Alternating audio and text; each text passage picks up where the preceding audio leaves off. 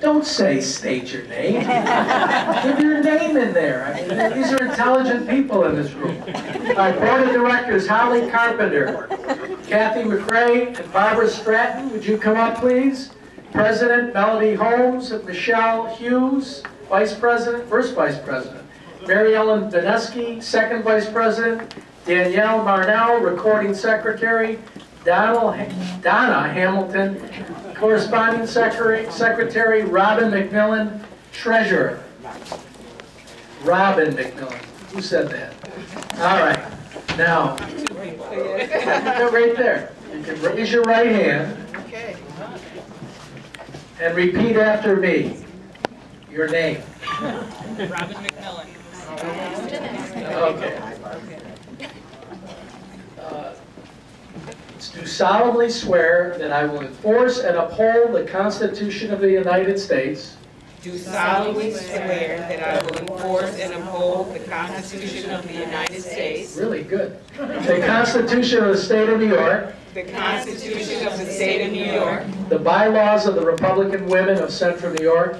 The bylaws of the Republican Women of Central New York. And that I will faithfully discharge. And that I will faithfully discharge the duties of. Corresponding Secretary. Very good. For the Republican Women of Central New York. For the Republican Women of Central New York. To the best of my ability, so help me God. To the best of my ability, so help me God. So Republicans still say, so help me God. Thank you, ladies.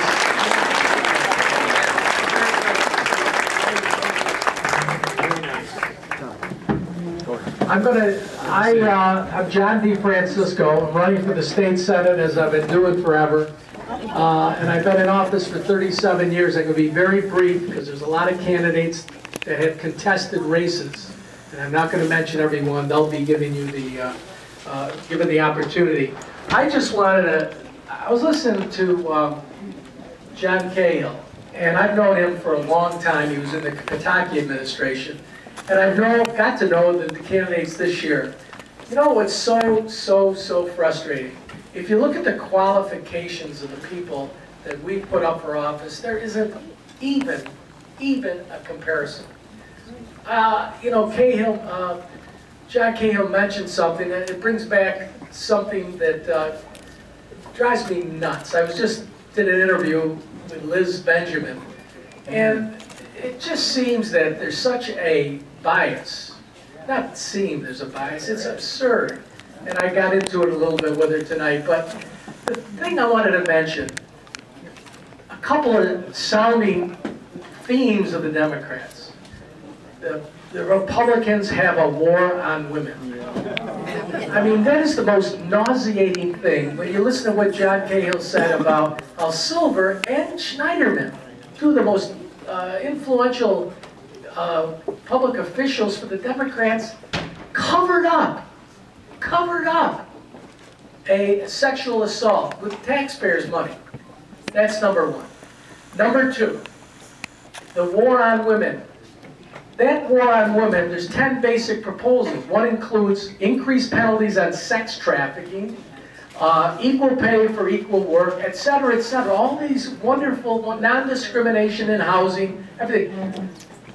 The Senate, with those bad Republicans leading the way, supported 9 of those 10.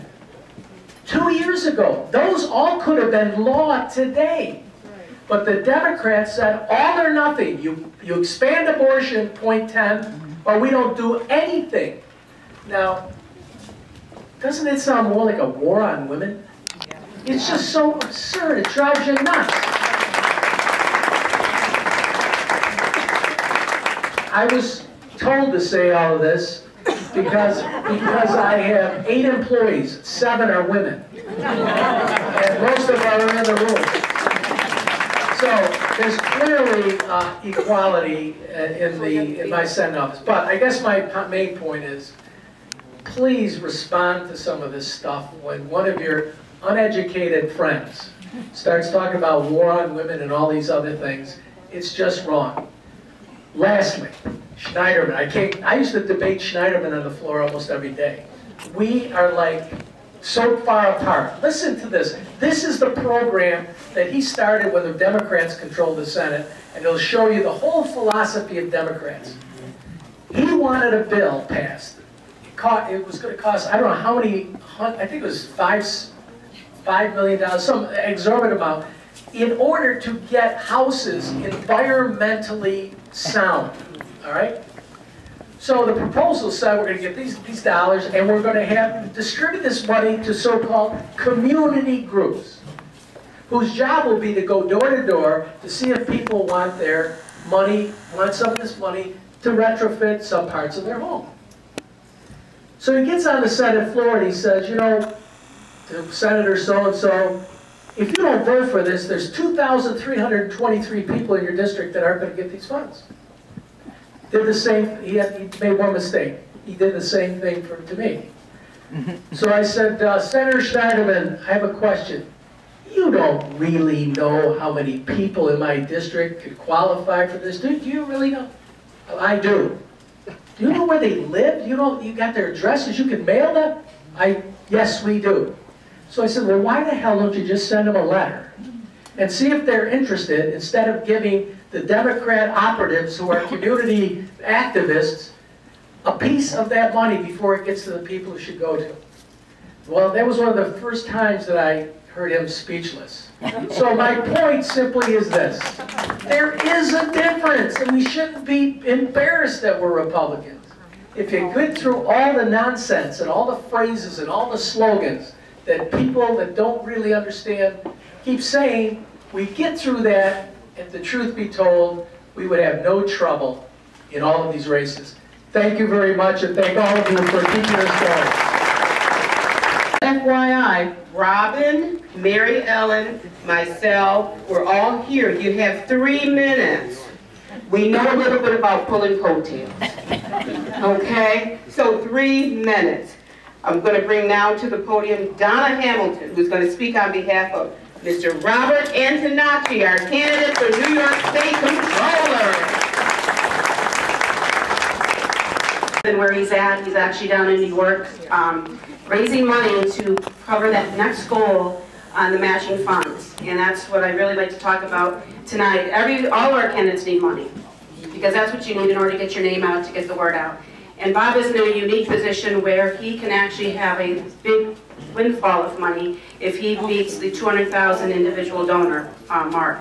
He's very close to that. And I would like to encourage all of you, if you have not already given, to please give. There's cards up on his table. On the we have Assemblyman Will Barclay.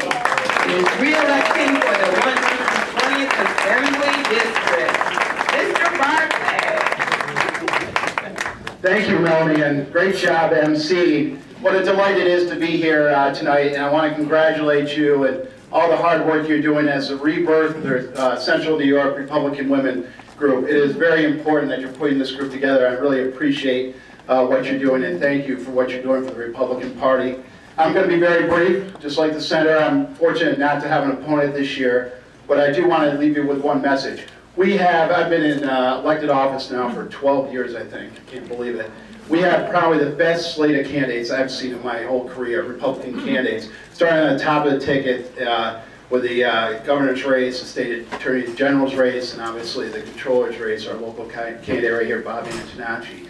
Those are great candidates, as others have said. Very, very, very qualified candidates, and I'm looking forward to serving them with them in Albany. That being said, we also have some great legislative candidates, whether it's Senate and Assembly candidates. And as you all know, elections have consequences. If we can't hold the state Senate in New York State, a lot of things are going to go out the door. Stuff that we hold very important, because their priorities, the downstate Democrat priorities, are not our priorities, unfortunately.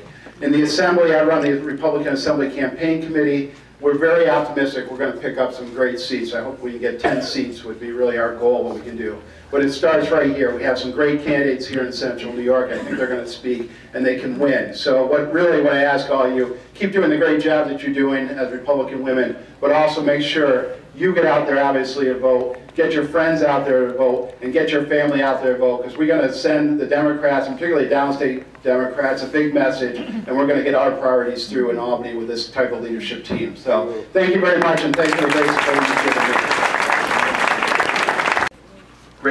Great candidates. Will Barclay spoke a little while ago, and Will is the deputy leader of the minority in the assembly. I had to sit right next to him in the chamber, so I was constantly whispering in my ear, advising me as we go along. And he used to represent the area that I now represent in the 7 towns on the border of western Onondaga County. But as I look around the room here, and I'm thinking that the women are here. The women are definitely here, and you've become somewhat of an issue in this election. I have an opponent out there that is talking about women's issues.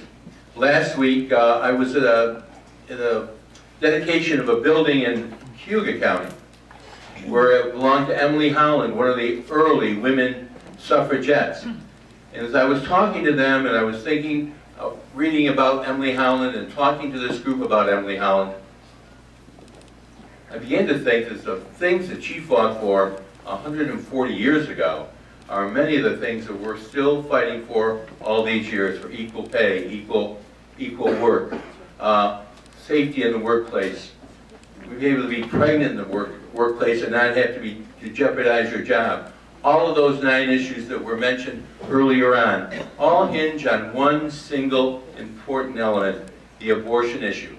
Late-term abortion is still plaguing us after all these years.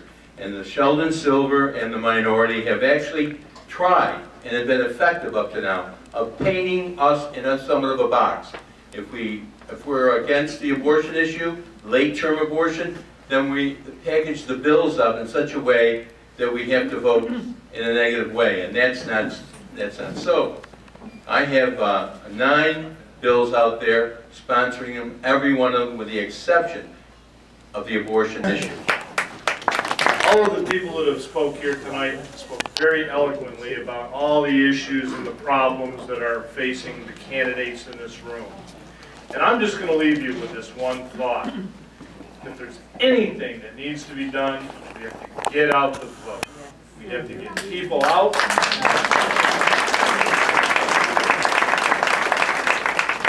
So with that being said, call your friends, call your relatives, call your friends, call your relatives, call everybody, and just try to encourage them to get out and vote. In my district, 128, there's almost 20,000 non-enrolled voters. That's a lot of non-enrolled voters, non-committed votes. If you know any of them, bring them on over. Because those are the folks who are going to tip the scales on some of these close races. They really are. We were talking to them last night on the phone. And, you know, the initial break is sort of 50-50-ish. Our community is rapidly becoming a one-party town, and that's not good. It's not good just because you're a Republican. It's just not good for us as a community to be a one-party town. That's not the way it's intended to be. So I'll just leave you with that thought again. If we can get Bob Murphy to get out there and get some people out to vote, we might be able to get this done. It's just that simple. People have to get out and vote. And we need to help them. So thank you very much for your support.